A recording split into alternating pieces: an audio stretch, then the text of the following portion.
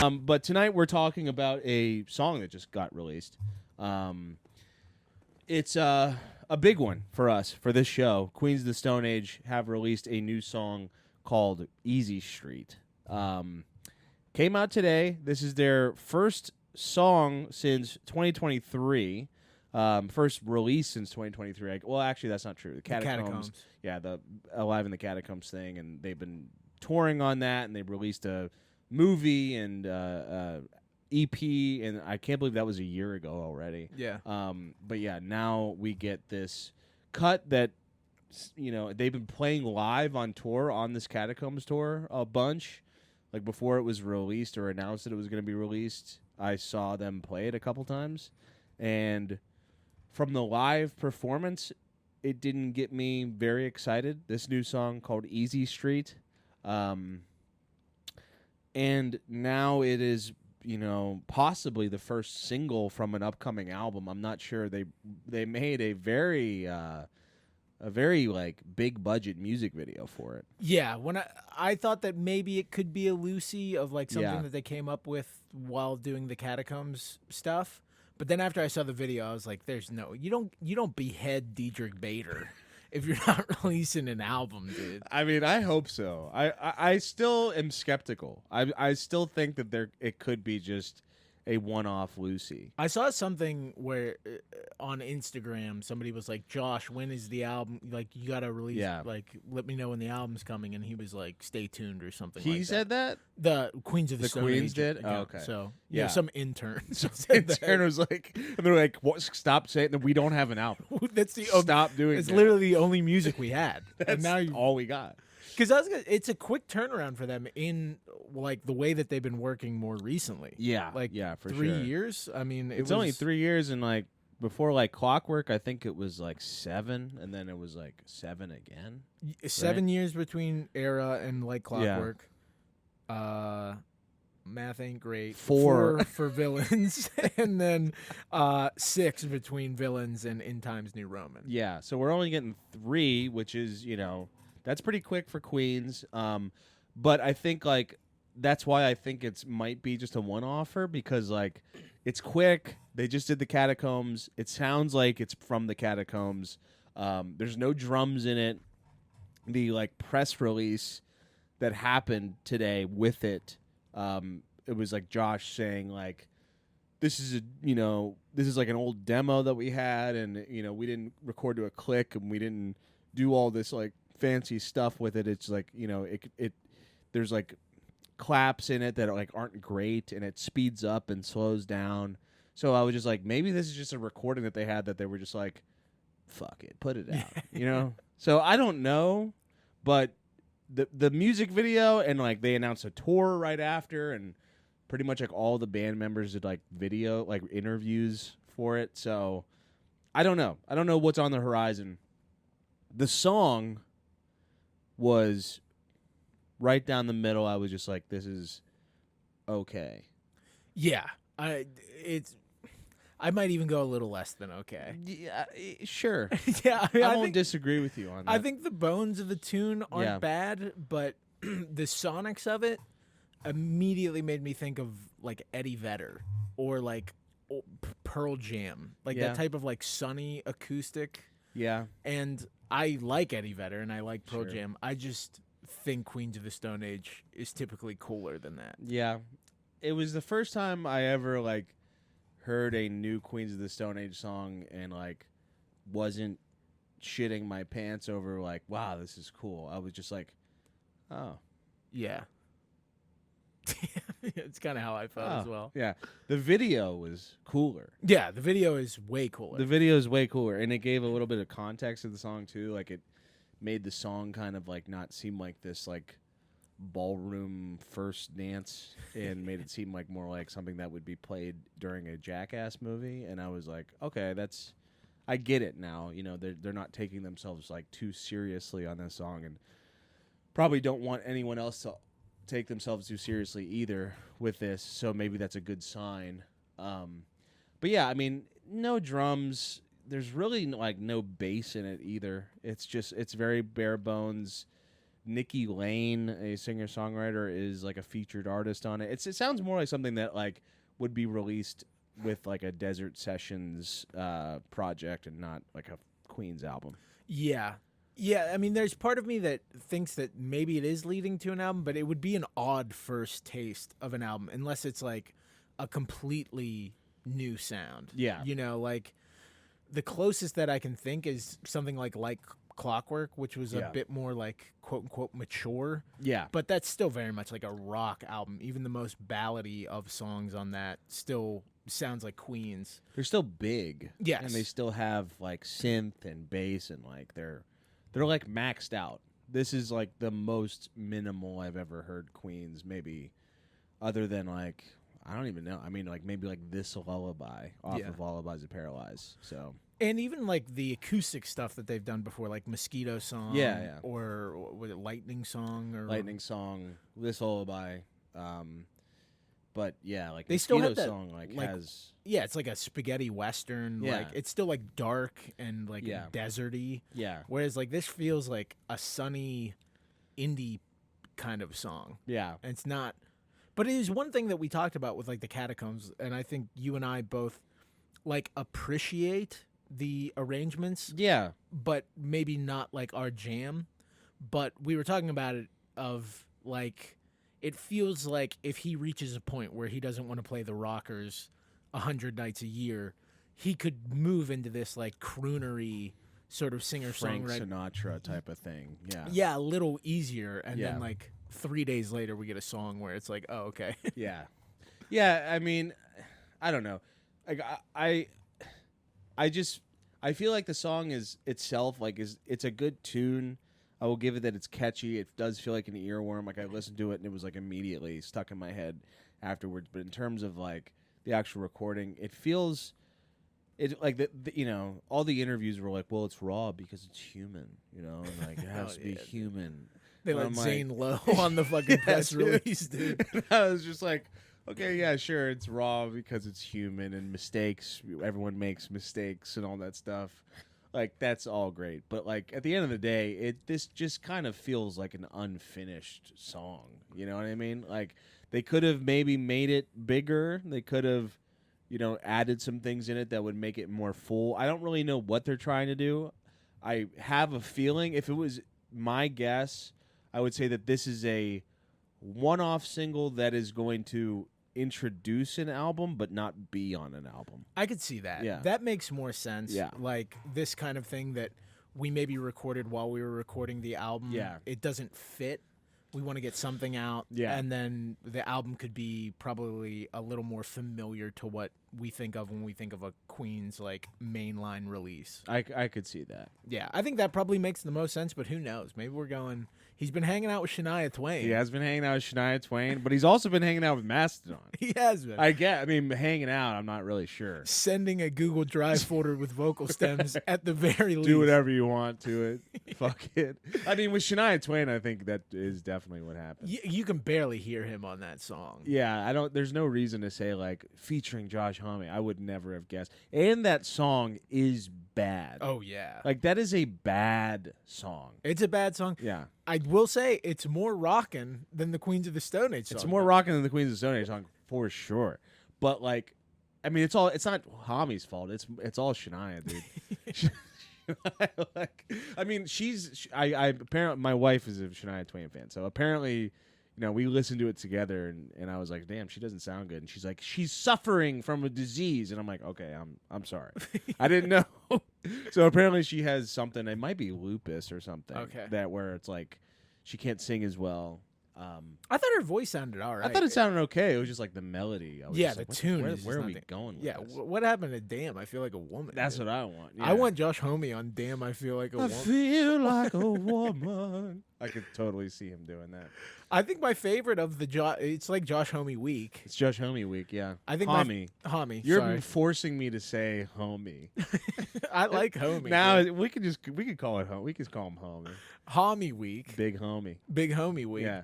I think the Mastodon song is my favorite. Yeah, I think the Mastodon song kind of kicks ass. Like I have said on the show before that I haven't been a fan of like the recent Mastodon stuff. But this one, like, they kind of feel, there's a lot of piss and vinegar behind this one. Big time. And like the riff is awesome. The riff reminds me of a Thrice song. I know you don't listen to Thrice, but that like drum attack. I do wish Brand's drums were a little less processed. Like they're very like tight.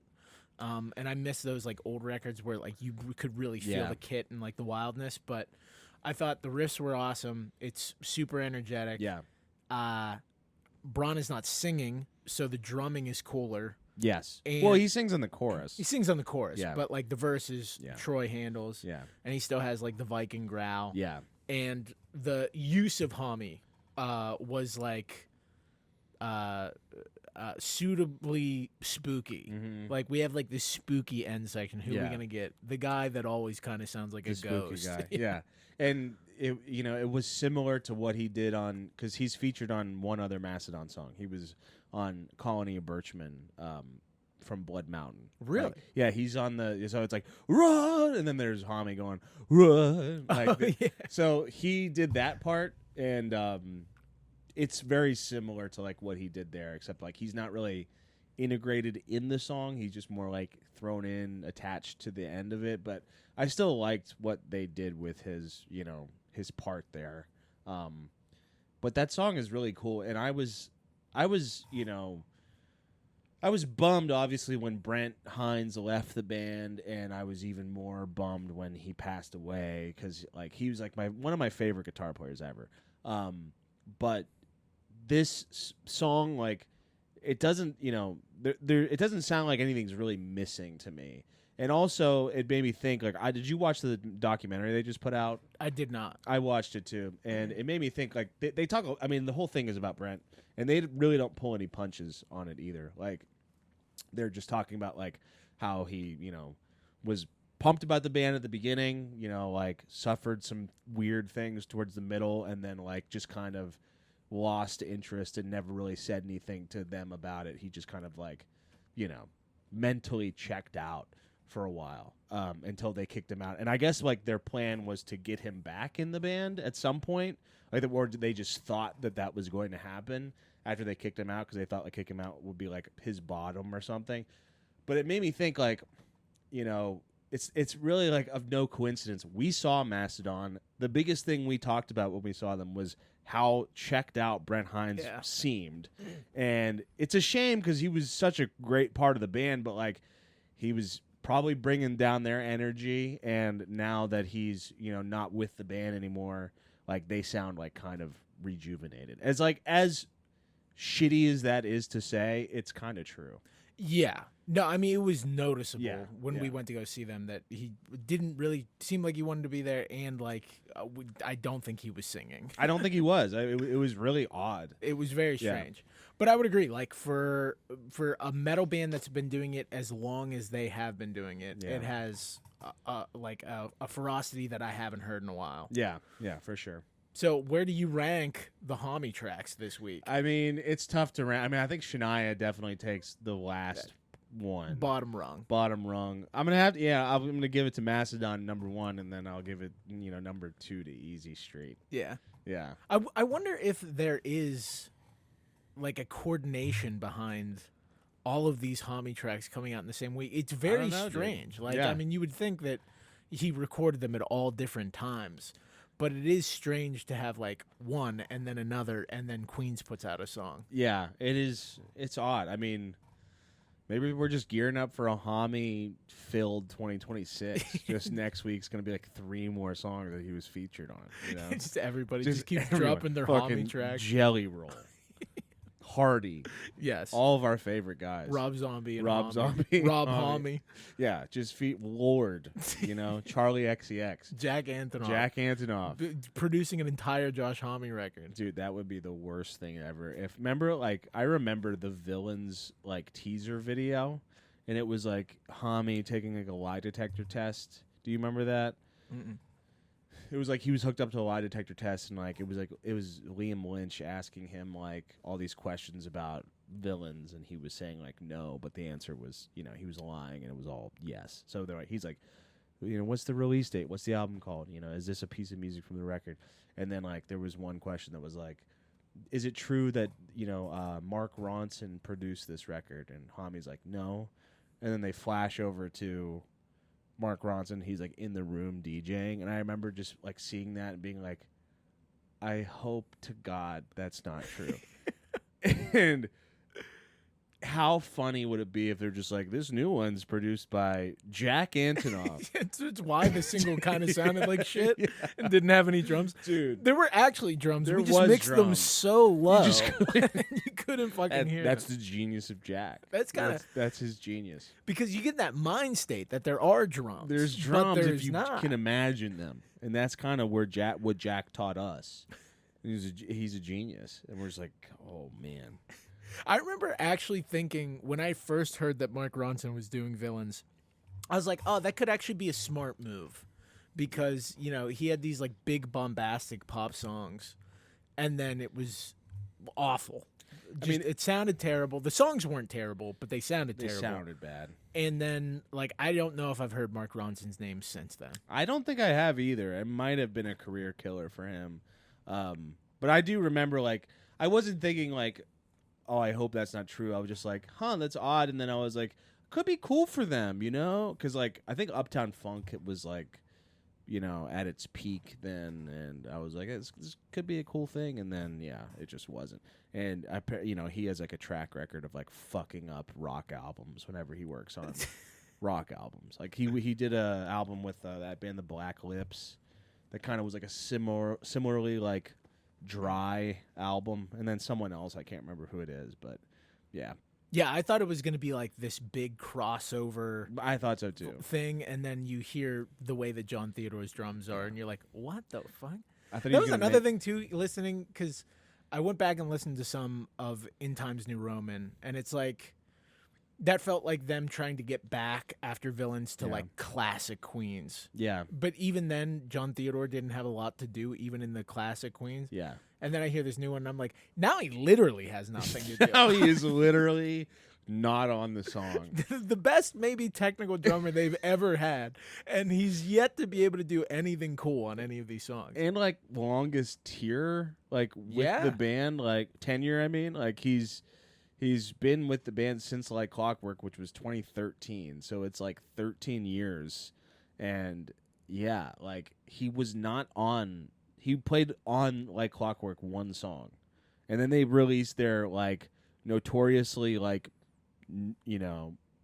pretty much no drum craziness record.